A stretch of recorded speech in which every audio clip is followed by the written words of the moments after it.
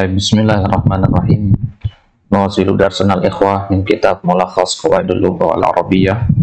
Belajar nahwu dari kitab Mulakhas Qawaidul Lughah yang ditulis oleh Fuad Ni'mah. Baik. Sekarang kita masuk ke Al-Babul Awal. Silakan dibuka di kitabnya di halaman 23. Nah, sebagaimana kita katakan bahwasanya kitab Mulakhas ini terdiri dari dua bagian. Bagian pertama membahas nahwu, bagian yang kedua membahas ilmu sharaf. Kaidah-kaidah nahwu sesuai dengan judulnya Mulakhas Qawaidul Lughah maka kaidah-kaidah nahwu saja yang dibahas di bagian yang pertama dan kaidah-kaidah sharaf saja yang dibahas di bab yang kedua. Nah, maka di bab yang pertama ini pembahasan seputar kaidah nahwu itu akan dibagi menjadi 6 bab. Sekarang kita baru mulai masuk ke Al-Babul Awal setelah sebelumnya kita ambil beberapa muqaddimah yang berkaitan dengan al-mustalahat al-muntasyirah fi hadzal kitab, yaitu istilah-istilah yang banyak dipakai di dalam kitab ini. Baik. Maka di bab yang pertama ini kita akan membahas isim, di bab yang kedua nanti kita bahas fi'il, bab yang ketiga membahas huruf, bab yang keempat membahas al-jumlah, bab yang kelima membahas uslub, dan di bab yang keenam nanti penerapan umum untuk kaidah-kaidah yang sudah dipelajari sebagai penutupnya. Baik, kita mulai. Al-babu al-awwal al-ism. Pembahasan al-ismu. Al-ismu ikhwah, kenapa dia selalu dibahas pertama sebelum fi'il dan huruf? Karena kata al-ismu itu berasal dari kata sumu. Sumu itu artinya tinggi. Dia satu akar kata dengan kata sama. Sumuwun, sin mim waw. Nah, jadi karena dia sumu tinggi, maka dia yang pertama kali dibahas. Nah, ada juga yang mengatakan isim itu berasal dari kata simat. Simat artinya alamat, tanda. Isim seseorang, tanda seseorang maksudnya. Baik. Maka kita akan bahas isim di sini min haitsu al-i'rab wal bina. Dari sisi al-i'rabi wal bina. Min haitsu, kata haitsu itu mabni Min haitsu al-i'rab wal bina, dari sisi i'rab dan binanya. Al-i'rab beda dengan istilah al-mu'rab. Al-i'rab itu adalah kondisi. Kalau mu'rab itu kata benda tertentu. Muhammadun, Muhammadan, Muhammadin, ini namanya kata benda mu'rab. Dan kondisi bisa berubah-ubahnya, itu namanya al-i'rab. Nah, lawan dari al-i'rab adalah al-bina. Maka kata dalam bahasa Arab, apapun bentuknya, mau dia isim, fi'il atau huruf, dia tidak akan keluar dari dua kondisi ini. Imma al-i'rab wa imma al-bina. Taib. Tibqan liqawaidin nahwi. Berdasarkan kaidah-kaidah nahwu, yang qasimu al-ismu min haitsul i'rab wal bina qismain ila qismain mu'rabun wa mabniyun. Berdasarkan kaidah-kaidah nahwu, maka isim dari sisi i'rab dan binanya dibagi menjadi mu'rab dan mabni. Perhatikan bedanya di situ Dari kata i'rab diambil kata mu'rab, dari kata bina diambil kata mabni. Jadi jangan katakan ini isim i'rab, salah. Yang benar adalah ini isim mu'rab. Ini isim mu'rab. Ini fi'il bina, salah. Yang benar ini fi'il mabni. Nah, kapan kita pakai kata al-i'rab dan kata al-bina? Kalau kita katakan misalkan ya akhi, kata Zaidun itu kondisinya i'rab apa bina? Kita katakan i'rab. Kenapa? Karena dia bisa berubah-ubah harokatnya, Zaidun, Zaidan, Zaidin. Baik. Maka sekarang kita lihat apa itu al-ismul mu'rab. Perhatikan mu'rab itu ismul maf'ul dari kata a'raba yu'ribu mu'rab. Isim maf'ul dia berarti sebagai kata sifat. Kata sifat dari kata al-i'rab. Al-i'rab itu masdarnya. Nah, maka apa definisi dari isim mu'rab? Huwallazi yataghayyaru. Bukan yata'ayyaru salah. Cetak di situ. Yataghayyaru syaklu akhirih. Ini masih pakai cetakan lama PDF-nya masih cetakan lama. Bagi antum yang punya PDF versi terbarunya, boleh tulis di kolom komentar. Nah, jadi isim mu'rab itu adalah isim yang yataghayyar, berubah syaklu akhirihi. Ya, syakal itu artinya dhabat, harokat. Ya, harokat terakhirnya. Kalau harokat pertama, kedua, ketiga itu pembahasan ilmu sharaf. Bitaghayyuri mauqi'ihi fil jumlah. Berubahnya harokat akhir suatu kata itu bitaghayyuri. Di sini bisabab. Ya, ba di sini ba asbabiyah. Disebabkan oleh taghayyur, perubahan mauqi'ihi. Mauqi' bermakna makanihi fil jumlah. Ya, berdasarkan tempatnya di dalam kalimat. Nah, berdasarkan mauqi'. Mauqi' artinya maudhi' al-makan. Fa kalimatu ar-rajulu masalan. Ini kok banyak yang salah cetak ini. Fa kalimatu ar-rajulu masalan, tapi kalau dia di kitabnya, kitab aslinya enggak seperti ini. Kata ar-rajul misalkan, wahya ismun mu'rab. Yakunu akhiruha ad-dhammatu awil fathatu awil kasratu ala hasabi mauqi'iha fil jumlah. Kita ambil contoh kata ar-rajul. Ini isim mu'rab dia. Kenapa? Karena ar-rajul itu bisa dibaca ar-rajulu, ar-rajula atau ar-rajuli ala hasabi. Kapan dibaca ar-rajul, kapan dibaca ar-rajul, kapan dibaca ar-rajuli? Apa yang menentukannya? Yang menentukannya adalah mauqi'nya di dalam kalimat. Mauqi' artinya posisi dan kedudukannya. Tibqan lima sayuwaddahu bil faslil awwali minal kitab. Ini sesuai dengan yang akan dijelaskan di pasal yang pertama nanti. Nah, ya, nanti akan ada pembahasan tersendiri nanti di pasal awal setelah bab ini. Masuk kita ke pasal awal nanti ke tanda-tanda i'rab, marfu, mansub, majrur. Tanda i'rab isim. Nah, kemudian lawan dari isim mu'rab adalah isim mabni. Kalau isim mu'rab adalah isim yang mengalami kondisi al-i'rab, maka isim mabni adalah isim yang mengalami kondisi al-bina.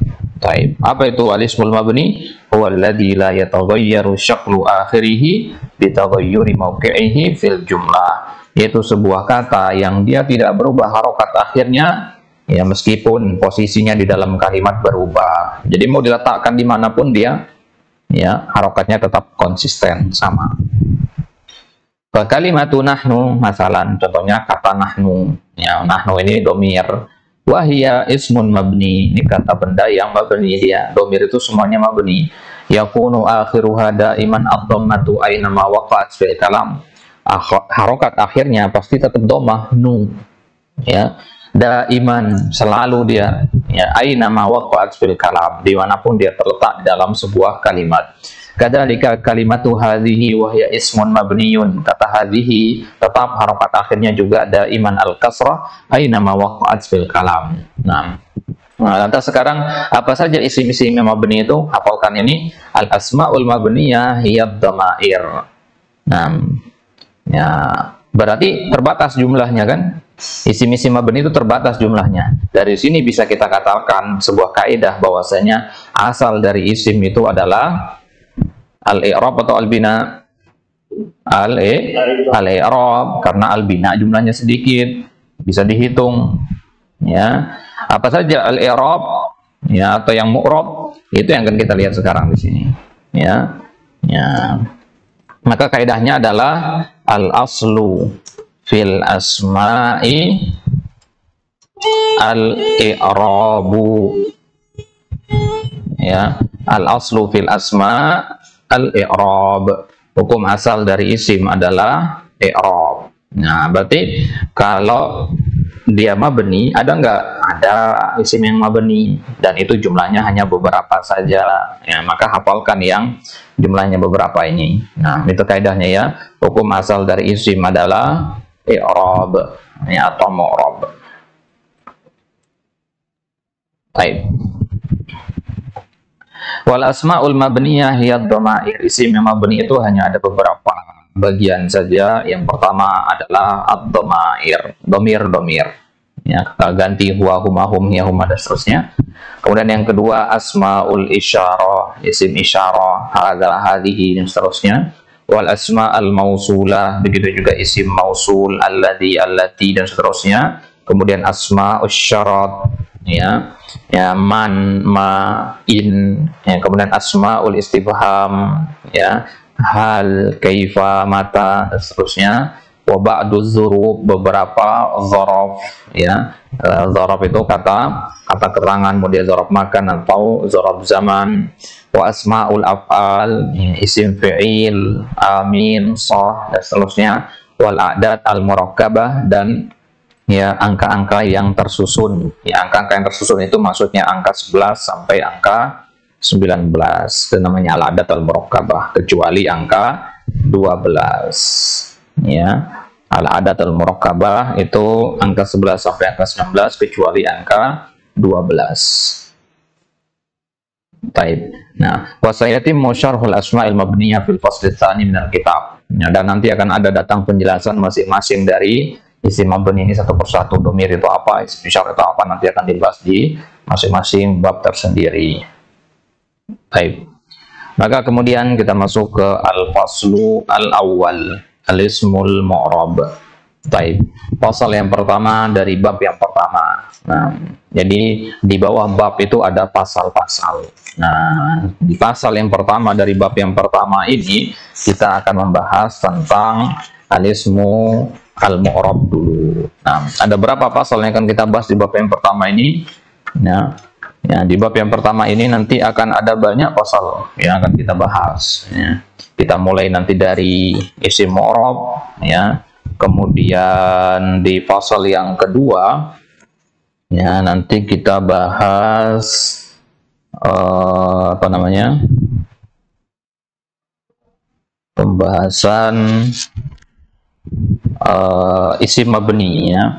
Pembahasan isim mabni nanti di pasal yang kedua. Nah, masing-masing dari pasal itu nanti ada banyak poin yang akan dibahas. Nah, di pasal yang kedua inilah nanti di halaman 113, di situ kita mulai membahas apa itu domir, apa itu isim isyarah, isim mausul, adat al-murakkabah, dan seterusnya.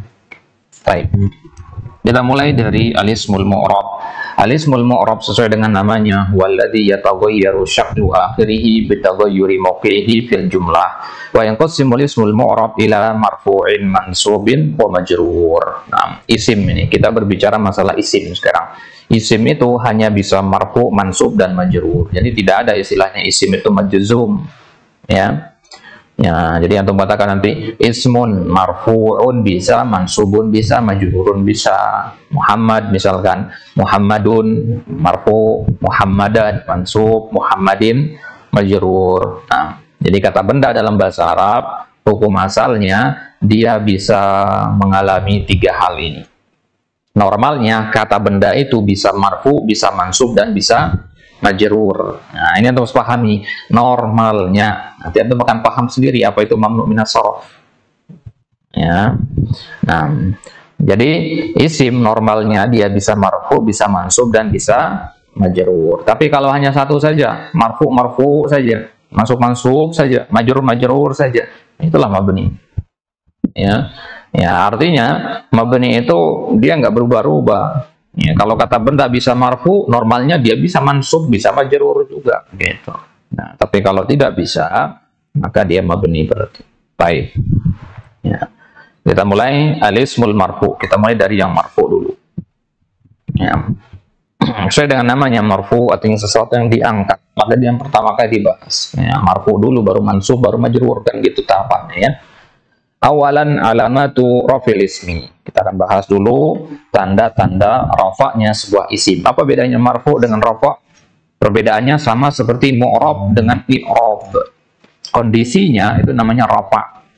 Isimnya namanya marfu. Ya, jadi kalau Anda mengatakan Muhammadun, ini namanya isim marfu. Kondisinya namanya kondisi rafa'. Gitu. Kana Muhammadun qa'iman. Nah, kana Muhammadun di situ marfu, ya, dalam kondisi rafa karena sebagai isim kana, gitu. Baik. Nah, jadi kita akan mulai dari tanda-tanda rafa pada isim. Ya, alamatu rafil ismi hiya, tanda yang pertama adalah ad-dhammah. Yang mana ini adalah tanda aslinya. Karena tanda rafa itu dibagi dua, tanda asliyah sama tanda far'iyah. Ini tanda aslinya, yaitu dhammah. Kapan pakai dhammah? Hafalkan ini. Ya, inilah inti dari Fatan Jurumiyah itu, ya. Dhammah dipakai kalau kata benda itu berbentuk mufrad atau jamak muannats salim atau jamak taksir. Selain yang tiga ini berarti jangan ditambahkan dhammah. Ya, selain yang tiga ini jangan ditambahkan dhammah. Contoh untuk isim mufrad, najahat talibu. Ya, at-talibu di situ pakai dhammah. Kenapa? Karena at-talibu mufrad. Ya, dan dia sebagai fa'il. Yang mana fa'il itu haruslah marfu. Ya, fa'il itu harus marfu. Ya, makanya dia di situ menggunakan atau mengalami namanya kondisi rafa. Karena dia mengalami kondisi rafa, ya, maka berarti dia harus marfu dihukuminya. Nah, dan marfu itu butuh tanda. Wa alamatu raf'ihi. Ya, sekarang kita tinggal pilih aja mau pakai dhammah, pakai alif atau pakai apa. Oh, di sini kita lihat dulu jenisnya. At-talib ini dalam pembahasan isim, dia isim mufrad namanya. Nah, isim mufrad itu marfu'nya dengan dhammah. Baik. Contoh yang kedua untuk jamak muannats salim, hadarat al-mudarrisatu. Al-mudarrisatu. Nah, dhammah di situ. Bisa nggak antum baca al-mudarrisati? Bisa saja, tapi jangan jadikan fa'il. Ya, hadarat al-mudarrisata atau mudarrisati nggak boleh, harus al-mudarrisatu. Kenapa? Yang pertama dia fa'il, ya, dan kalau sebagai fa'il maka dia harus marfu, dan karena dia jamak muannats salim maka marfu'nya dengan dhammah. Qamar rijalu, ini contoh untuk jamak taksir. Ar-rijalu itu jamak taksir dari kata rajulun. Nah, ya, maka jamak taksir itu marfu'nya juga dengan dhammah. Tilkar rusulu. Ya, rusulu itu jamak taksir, makanya pakai dhammah. Baik. Kemudian tanda yang kedua al-alif. Ternyata rafa itu tidak melulu hanya dengan dhammah. Memang dhammah itu tanda yang paling dominan, tapi nggak harus setiap hari pakai dhammah aja. Ya, bagaimana kalau dia musanna dan sebagainya, kan nggak mungkin pakai dhammah. Nah, maka dia pakainya alif, yaitu fil musanna. Ya, pada isim yang musanna, yang artinya dua. Yang mana isim musanna sudah kita bahas di malhuzah kemarin, maksudnya dia adalah ya madalla ala isnain atau isnatain bi ziyadati alifin wa nunin atau ya'in wa nunin fi akhirih atau ala akhirih. Baik. Wa hadhihi al-alifu laysat juz'an min al-ismi. Alif pada isim musanna, contohnya Muhammadani, alif itu laisat juz'an minal ismi. Dia bukan bagian dari kata Zaidun. Akar katanya Zaidun. Dia alif dan nun itu hanya tambahan saja. Wa innama tuzadu ilal ismil mufrad. Ya, dia ditambahkan kepada isim mufrad hanya untuk dilalah ala tasniyah. Hanya untuk menunjukkan kalau dia jumlahnya dua. Wa ka'alamatin li raf'il isim. Ya, dia seperti tanda juga bagi rafa'nya sebuah isim. Contohnya najahat talibani, akar katanya talibun. Ya. Ya, maka alif dan nun ini diambil dari kata isnan. Isnan katanya dua. Nah, jadi daripada untuk mengatakan najahat talibu at-talibu kan kepanjangan. Bagaimana kalau banyak nanti? Ya, repot menyebutnya satu persatu, maka digabunglah jadi satu, najahat talibani, ya, lebih ringkas jadinya.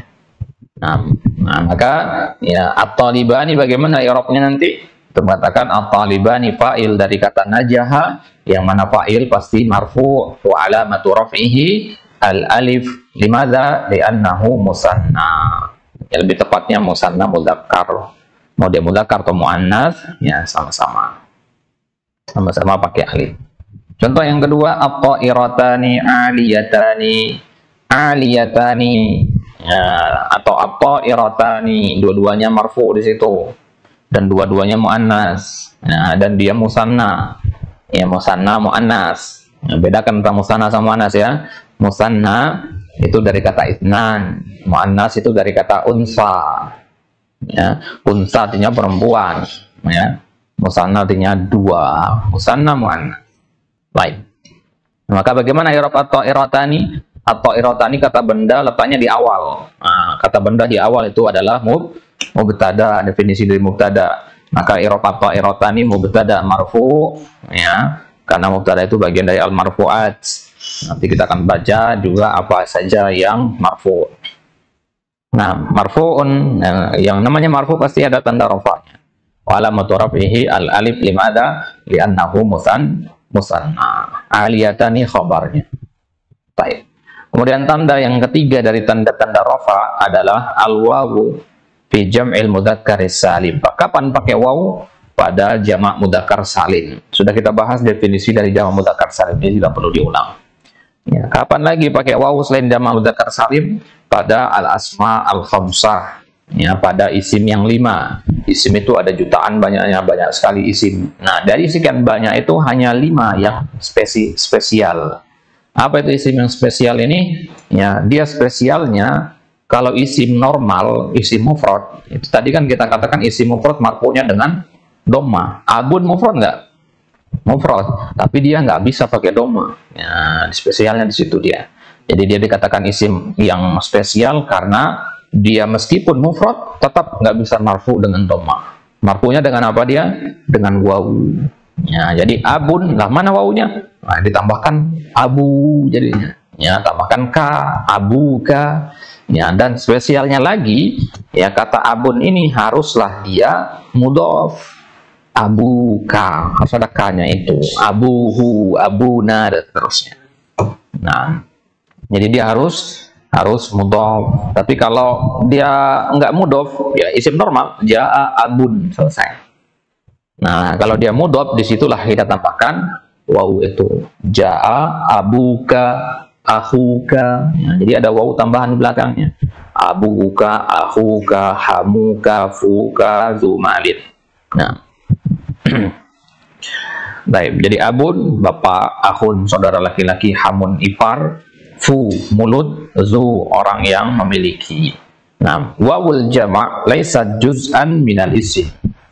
Nah, wawu yang ditambahkan pada jamak mudzakkar salim itu bukan wawu bagian dari isim, itu bukan.